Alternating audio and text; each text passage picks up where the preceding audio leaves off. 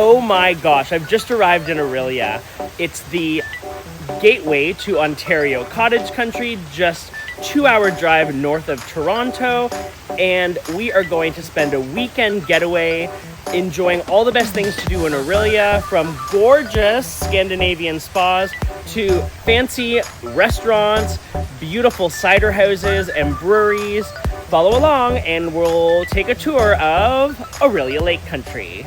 If you're looking to book a fun weekend getaway from Toronto, Orillia is located just a 90-minute drive from the city, just north of Barrie. It's a beautiful lakefront community with a downtown full of beautiful art and famously the home of Gordon Lightfoot.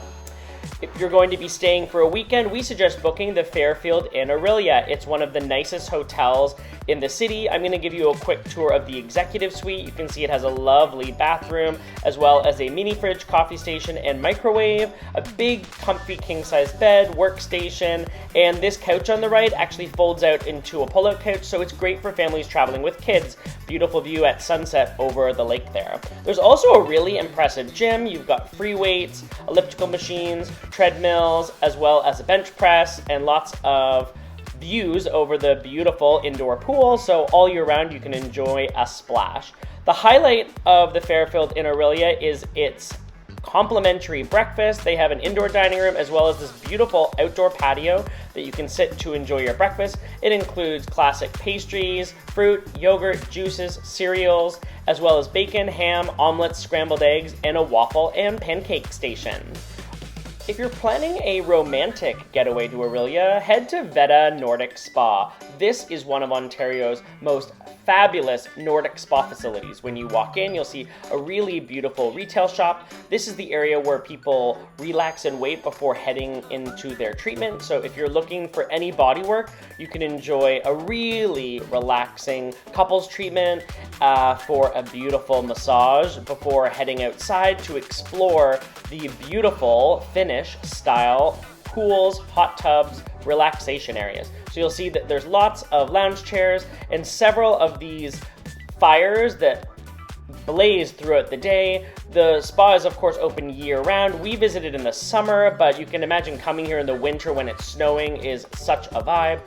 There is a lovely waterfall over the main pool, which I really enjoy, so make sure to pop by here. We recommend spending at least 5 hours if you're booking a massage treatment and then also want to eat, because there's a bistro as well as a fine dining restaurant, and you can bring a book, sit in a hammock, and go into hot pools, hot tubs, cold plunges. There's also a quiet zone, so this part of the spa is an area where you're not really supposed to be chatting with the people that you're traveling with, so this is where you really want to zone out and relax. It's very quiet. They have a beautiful relaxation room. Look right here. There's a fireplace inside. You've got Adirondack chairs, really lovely, comfy beanbag chairs, lounge chairs, and then right outside you'll see a whole set of hammocks.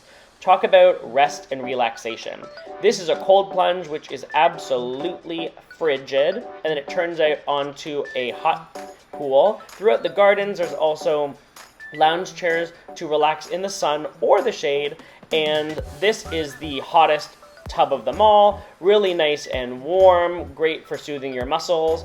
In here, you're going to find a huge Scandinavian style cedar sauna. So this is very popular in Finland, where you have a fire and pour hot water over there for steam. There's also buckets of cold water, so you can really shock your system after being in a hot sauna. This is an indoor relaxation room, which is nice and cozy, especially in the winter. And then in the back, there's a little path where there's a garden to even more relaxing chairs. So these are kind of lounge chairs that rock, and then you've also got a lovely grassed area with loads of hammocks. So make sure to bring a book or your favorite podcast to listen to, because it's a great way to relax when visiting Orillia. Before you leave Vetta, make sure to visit one of their restaurants. There's a bistro on the main floor that's more casual, and then on the upper deck you can sit on a patio overlooking the whole pool situation. Their fine dining concept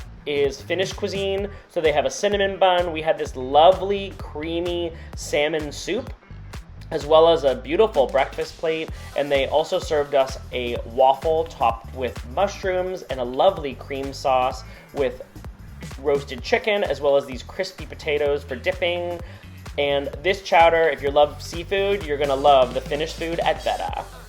Next up, we recommend going to Quales Brewery. This is a farmhouse brewery. It's a short drive from Vetta, and you're gonna see that they have a ton of outdoor picnic seating. Inside, when you hop up at the bar, they list all of the beers that they have on tap on boards on the floor, as well as up right in front of you. They have about 4 or 5 signature beers that are available all year round, but this brewery really impresses with the fact that they do a lot of small batch beers that are only available for about 2 or 3 weeks. So if you're a local that lives here, it's great to pop by here at least once a month just to see what's new from the beer tap. The brewer here is really creative with his flavors. You'll find everything from sours to IPAs, Hefeweizen, Saisons, and Pale Ales. After we sipped our beer, we headed out into the farm. You can see that they grow their own hops, which is super impressive, which they use in their beer. They also have a German-style beer hall that's surrounded by beautiful, lush gardens. And they have, of course, lots of games for kids to play, so it's a very family-friendly brewery. You can take a stroll through the gardens with a pint in hand, and your kids can play cornhole, boom. And next up, heading to Woodfolk Cider. This is a 5-minute drive away from the brewery. We love this lovely couple who own this recently opened apple orchard. They have over 50 varietals of heritage apples. This is Martha, the cider extraordinaire. This is the production area, so she was just showing me where they store their bottles. They also have all of their barrel aging area in here. It's very much a boutique micro cider house, and some of the best cider produced in Ontario. If you come by during their opening hours, they have this lovely deck that overlooks their orchard. They have a little tasting room area where you can try 6 of their different ciders. Because they've only been open for 12 months as of my visit in the summer of 2025, there's lots more exploration available. You can also order a cheese plate that includes some olives and gluten-free crackers. We loved their ciders. My favorite was the delicious Meadowland, which was sparkling a little bit like a Prosecco or champagne, and the red one there is actually fermented with red wine skins. Really interesting. If you're a wine fan, head to Providence Wine Bar. It's located in right downtown Orillia and has a beautiful historic location with exposed red bricks. This is the perfect place to enjoy a date night. They have a fabulous selection of wines and also offer lots of nibblies, so you can get everything from focaccia to burrata to a selection of different cheeses. We hopped up at the bar because I wanted to sample a few of these wines before committing to a glass, so they poured me a little tiny sip from each of their white wine varietals, and I tried everything from an Austrian to a local Ontario VQA, and ordered a selection of charcuterie and cheeses before heading to dinner across the street at Picnic. If you're a fan of Spanish tapas, this is a really unique culinary concept in Orillia Lake Country. The vibe in here, you really do feel like you're in Barcelona at a wine bar and tapas restaurant. You can see from the bathroom entrance, you can even see the chefs keeping busy in the back. We suggest ordering one of their cocktails, or you can order a local craft beer or cider from the taps. We ordered a delicious tequila moment because it was a hot summer day. So we started off our visit at Picnic with a Mexican-inspired slurp and then ordered a selection of their tapas. The menu changes with the season, so we ordered an arugula salad, pan con tomate, which is a classic bread topped with shaved tomatoes. We also got croquetas, which were topped with pickles and filled with delicious beef, as well as this huge duck confit with really crispy skin. Finish up with a salad to cleanse your palate.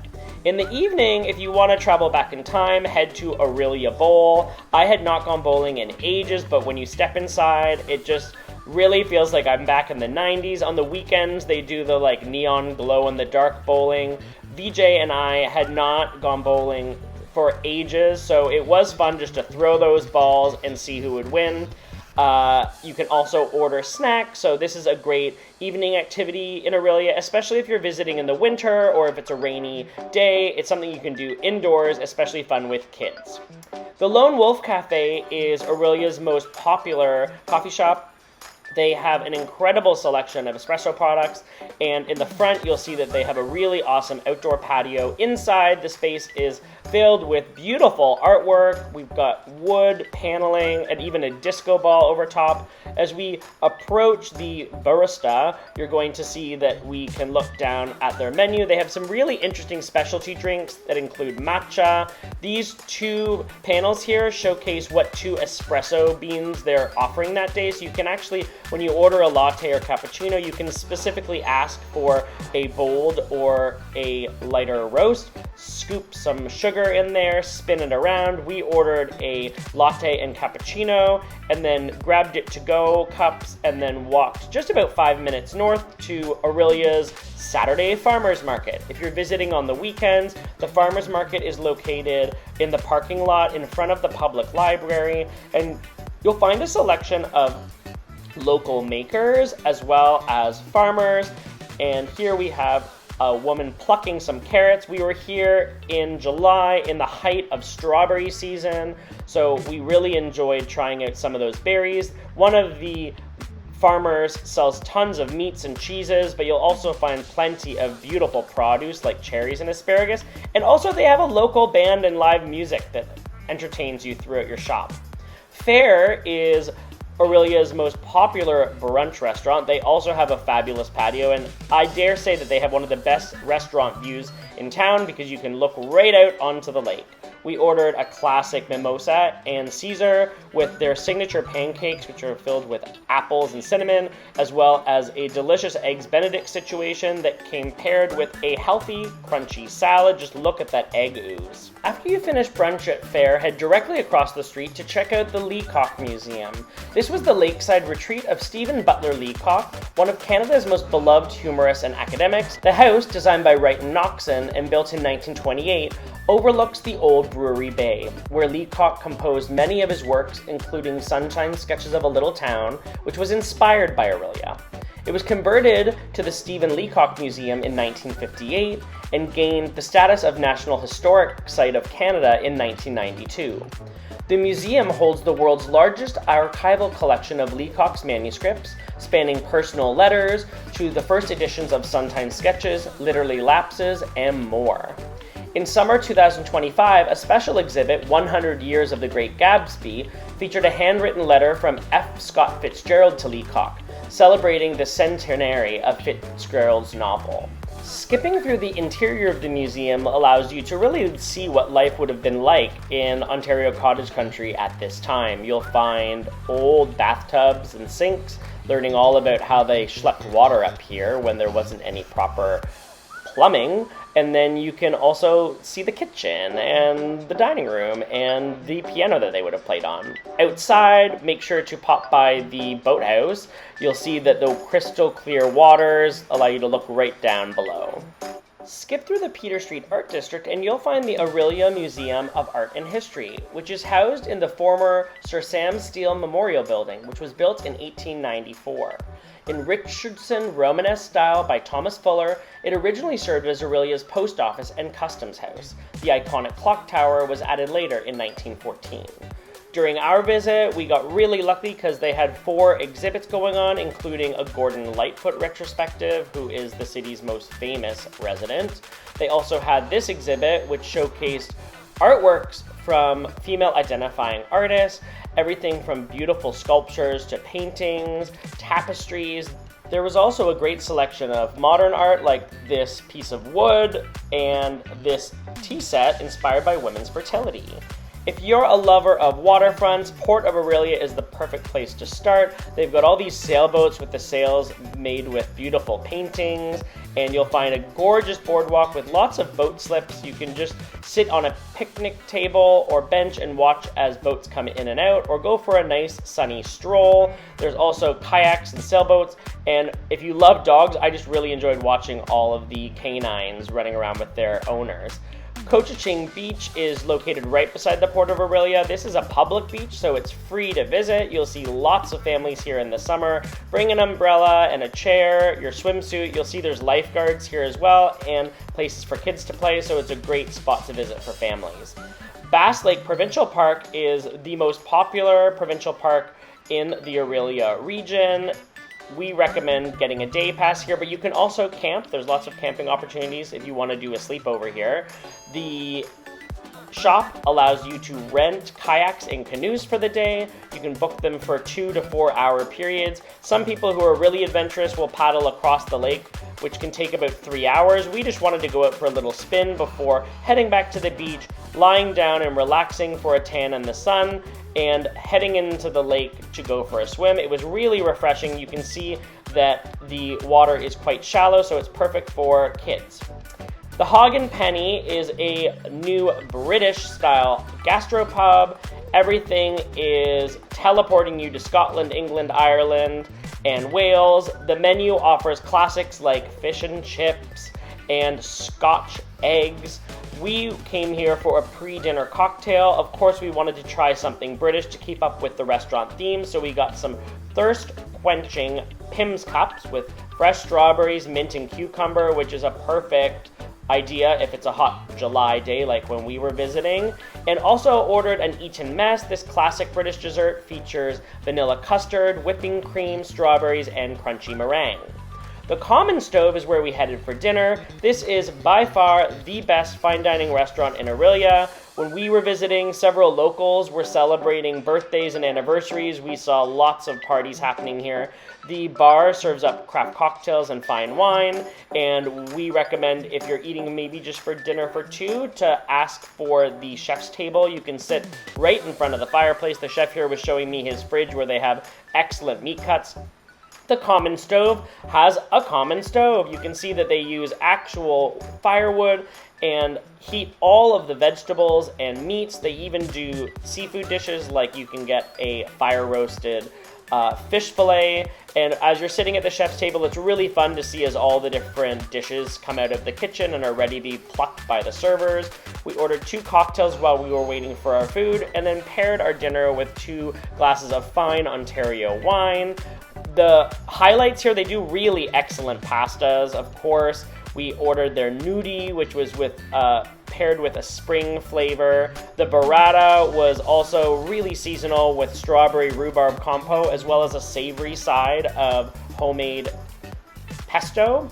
The pastas were an agnelletti with lobster, as well as this nudie with the mixture of delicious spring vegetables. Of course, you have to get a steak. We got the filet with béarnaise. Get some frites with aioli and ketchup, and you'll have yourself a day. The next morning, we head to Mariposa Market. This is by far the most famous bakery. It's an institution in Orillia, and if you haven't been to the Mariposa Market, you haven't been to Orillia. It's located in right downtown Orillia, and a very popular spot for local cottagers and locals alike to grab freshly baked breads, as well as sweets like cinnamon buns, Chelsea buns, and butter tarts, cupcakes, cakes. As you come through the central area where they have all their breads, we're going to do a little fly over all of their cakes. So you see they have these smaller petite cakes that you could share with maybe 2 or 3 people, as well as huge cakes, perfect for a birthday, anniversary. Our favorites are their cinnamon buns, which come as 6, as well as these amazing Chelsea buns. They have a special called Caramel Apple Pecan Chelsea, which is what you should be adding to your to-do list. They have a lovely selection of savory breakfast items, as well as homemade donuts, fritters, muffins, bagels. It's just absolutely a vibe. Highly recommend. Head to the back if you want to eat on site. They have a nice, spacious dining room where you can sit and enjoy your breakfast sandwich or donut of the morning with a cup of coffee. And don't leave until you've had a chance to go through these halls that feature homemade preserves, a must to take home. The Mariposa Folk Festival is Orillia's #1 festival of the year. It's been going on for absolute decades. Gordon Lightfoot, Joni Mitchell have all performed in the past, and it's a popular festival that includes camping sites as well as people who just visit for the day. We started off by wandering around the festival grounds to check out all of the shops that feature local makers, from tie-dye shirts to banjos and ukuleles, jewelry, and really great organic soaps, beautiful perfumes and even decorations for your home. There's also a whole section with great food trucks. So we've got beaver tails, poutine, burgers. There was also a nice selection of Japanese and Asian inspired treats, cold lemonade on a hot day, and of course a Japanese style ice. It was really, really hot, so we stood right in front of that cool wind and then headed to check out some of the venues. There's about 4 or 5 stages that are outdoors. You can see people sitting under the shade, under trees, as well as standing. These are really intimate little tents. Throughout the day, you can check out folk musicians performing and just enjoy it in the sun.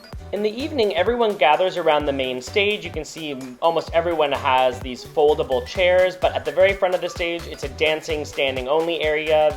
You can see the beautiful Mariposa Folk Festival offers amazing views of the lake. It's really a beautiful cottage country vibe. We just know you're going to enjoy a weekend getaway to Orillia. Whether you're traveling as a family with kids or on a romantic retreat, the Gateway to Ontario Cottage Country offers plenty of fun for everyone.